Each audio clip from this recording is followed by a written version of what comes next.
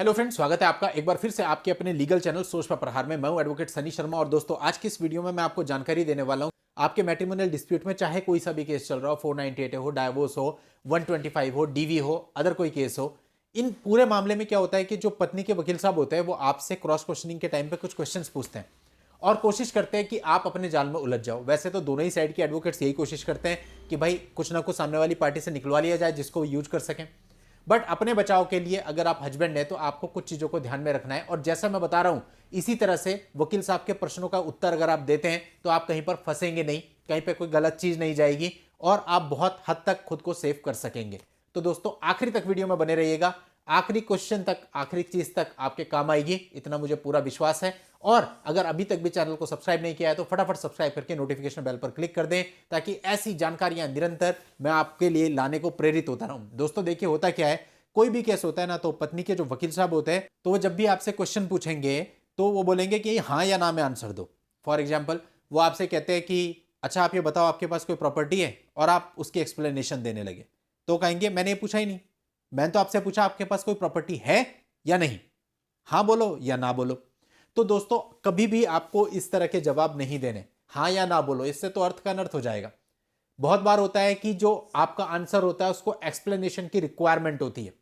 अब आपने क्या करना है कि आपसे कोई क्वेश्चन पूछा गया, पहले आपने अपना जवाब दिया, उसके बाद आपने उसकी एक्सप्लेनेशन दी। और अगर वो उसके लिए मना करते हैं तो आप बोलना ये मेरी पूरी बात है, मैं बयानों पे साइन नहीं करूंगा अगर मेरे हिसाब से नहीं लिखा गया। हाँ या ना से मेरी बात का गलत मतलब निकलेगा। मैंने आपके प्रश्न का आंसर दे दिया हाँ या ना में, लेकिन अब मैं अपनी पूरी बात लिखवाऊंगा, फिर आप उसमें अपनी बात लिखवाए। भले ही वो ये लिखवा दें कि स्वयं कहा, कोई दिक्कत नहीं है, लेकिन आपकी एक्सप्लेनेशन उसके अंदर आ जाए कि आपने वो जवाब किस रेफरेंस में दिया था। अब ऐसे में कई बार होता है कि आपको कोर्ट में थोड़ा सा डराने की या दबाव डालने की कोशिश की जाती है कि आप वैसे ही करें जैसा आपको कहा जा रहा है, लेकिन आपने किसी भी तरह से डरना नहीं है।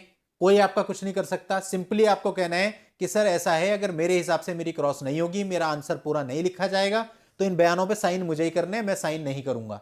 चाहे आपको कोई भी कहता रहे, आपके बयानों पे कोई आपसे जबरदस्ती साइन नहीं ले सकता।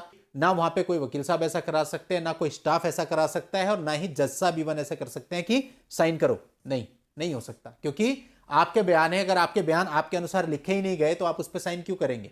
और जब आपने साइन ही नहीं किया तो वो आपके बयान ही नहीं है, वो पढ़े ही नहीं जाएंगे। तो कुल मिला के आप अगर इस बात पर अड़क गए ना, इस तरह से हमने बहुत गवाहियां करा रखी है। सीधा सीधा गवाह कह देता है मैं साइन नहीं करूंगा, अब आप मेरे को जेल भेजना चाहते हो भेज दो। किस कानून में भेजोगे?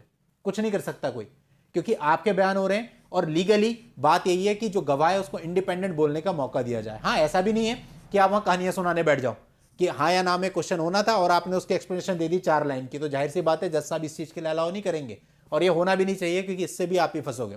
तो एक्सप्लेनेशन उतनी जितनी जरूरत है, उससे ज्यादा एक्सप्लेनेशन के चक्कर में आप बिल्कुल भी मत पड़ना। मतलब हर चीज को ना लॉजिकल और प्रैक्टिकल वे में जब आप करोगे तभी उससे आपको फायदा मिलेगा और कोर्ट भी आपसे कन्विंस होगी।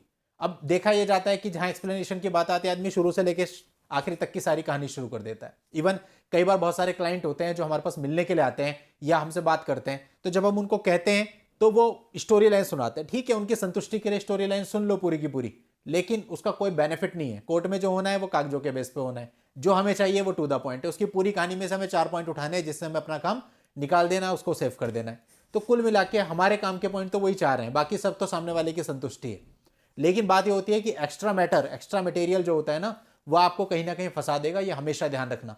फिर जो आप मटेरियल एक्सप्लेनेशन में दोगे वो कहीं ना कहीं गड़बड़ होगा ही, किसी ना किसी चीज से मिसमैच होगा, कहीं ना कहीं उसका गलत अर्थ निकाला जाएगा। इतनी सारी लिटिगेशन, इतने कागज होते हैं, कितना ध्यान रखोगे भाई?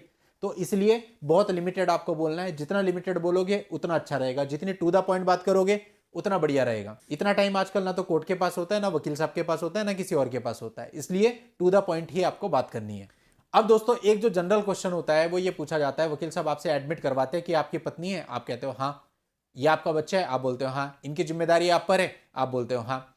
जैसे वो बोलते हैं कि इनकी जिम्मेदारी आप पे, आप बोलते हो हाँ। और उसके आगे अपनी एक्सप्लेनेशन लिखाओ कि मैं इनका भरण पोषण करने के लिए हमेशा से ही तैयार था, ये मेरा घर छोड़ के अपनी मर्जी से गई और मुझ पर झूठे मुकदमे डाल दिए, इसलिए आज की डेट पे मैं इनका भरण पोषण करने के लिए लायबल नहीं हूं। आप अपनी पूरी बात तो लिखवाओ, वरना बाद में क्या होता है, आपने सिर्फ इतना लिखा है कि आप लायबल हैं, हाँ मैं लायबल हूं। लास्ट में आर्ग्यूमेंट में वकील साहब कहते हैं एडमिट कर रहे हैं, इनकी पत्नी है, ये लायबल है भरण पोषण करने के लिए, तो लगाए मेंटेनेंस। मतलब ठीक है, मेंटेनेंस आज के समय में कुछ ना कुछ कोर्ट को बांधना ही है, लेकिन अपनी बात को पूरा लेकर के आए ताकि आपको अगर कल को ऊपर हाई कोर्ट में भी जाना पड़े, वो कागज भी अगर आप लेकर के जाते हैं अपर कोर्ट्स में, तो पता चले कि एक्चुअल सिचुएशन लोअर कोर्ट में क्या रही है। देखो, गलतियां कभी नहीं करनी। मेरा एक मामला है, उस मामले के अंदर क्या होता है कि जब भी सामने वाली पार्टी आती है, इतने सारे कागज कोर्ट में जमा करा देती है और मुझे रिसीव करा देती है। तो होता क्या है, वो जब इतने सारे कागज होते हैं, उन्हें जब मैं पढ़ता हूं ना बैठ के, तो वो तो इसलिए जमा करा रहे हैं, उन्हें लग रहा है हमारे फेवर के कागज हैं, लेकिन उन कागजों में मुझे बहुत कुछ मटेरियल मिल जाता है जो कि मेरे फेवर का होता है, और वही मुझे लाके दे रहे हैं। अगली डेट में मैं फिर जाता हूं, फिर वो इतने सारे कागज मुझे थमा देते हैं, और मैं बड़ा खुश होकर के हंसते हुए ले लेता हूं, क्योंकि मुझे पता है इन कागज में से भी मुझे 2-4 कागज अपने काम के जरूर मिल जाएंगे। तो इसीलिए मैं कहता हूं कि आपको बहुत ज्यादा पेपर वर्क या बहुत ज्यादा एक्सप्लेनेशन कहीं नहीं देनी। इतनी तारीख को ये हुआ, इतने बजे ये हुआ, इतने बजे कॉल आई थी, इतने बज के इतने मिनट पे उसने ये कहा था। It is all useless in my view. किसी पे टाइम नहीं इतना देखने का कितने बज के कितने मिनट पे कितनी तारीख को किसने क्या कहा। केवल कुछ रिलेवेंट चीजें होती हैं। आपकी कोई कॉल रिकॉर्डिंग है, उस पूरी कॉल रिकॉर्डिंग में केवल एक या दो पार्ट ऐसे होते हैं जो रिलेवेंट होते हैं केस से।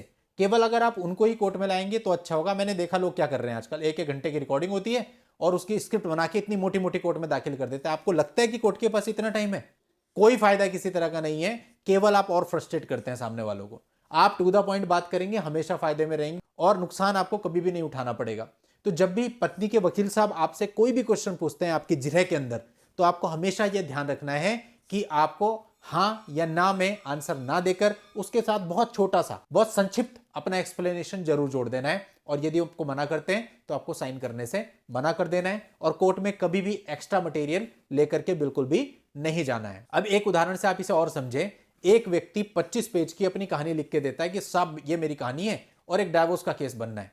अब जब हम उसमें डाइवोर्स का केस बनाते हैं तो मुश्किल से 6 या 7 पेज का रिलेवेंट मटेरियल निकलता है, जिसके बेस पे डाइवोर्स का एक बहुत अच्छा टू द पॉइंट केस बनता है। बाकी के जितने भी उसके पेज हैं 11, 12, 20, उसमें केवल कहानी होती है जिसका कोई मतलब नहीं, और या वो बातें होती हैं जिनको अगर उसमें डालेंगे तो उसको नुकसान ही होगा। तो इसलिए दोस्तों, ठीक है, आप अपने वकील साहब से पूरा डिस्कस कर सकते हैं, वो आपकी बात सुन सकते हैं, आप उनको अपनी पूरी स्टोरी लाइन दे सकते हैं, बट कोर्ट में इस तरह की चीजें बिल्कुल मत ले जाइए, ये गलतियां बिल्कुल मत कीजिए। चलिए दोस्तों, आज के इस वीडियो में इतना ही। नेक्स्ट वीडियो में नई जानकारी के साथ मैं आपसे फिर मिलता हूं। तब तक के लिए good bye and thank you for watching. Take care.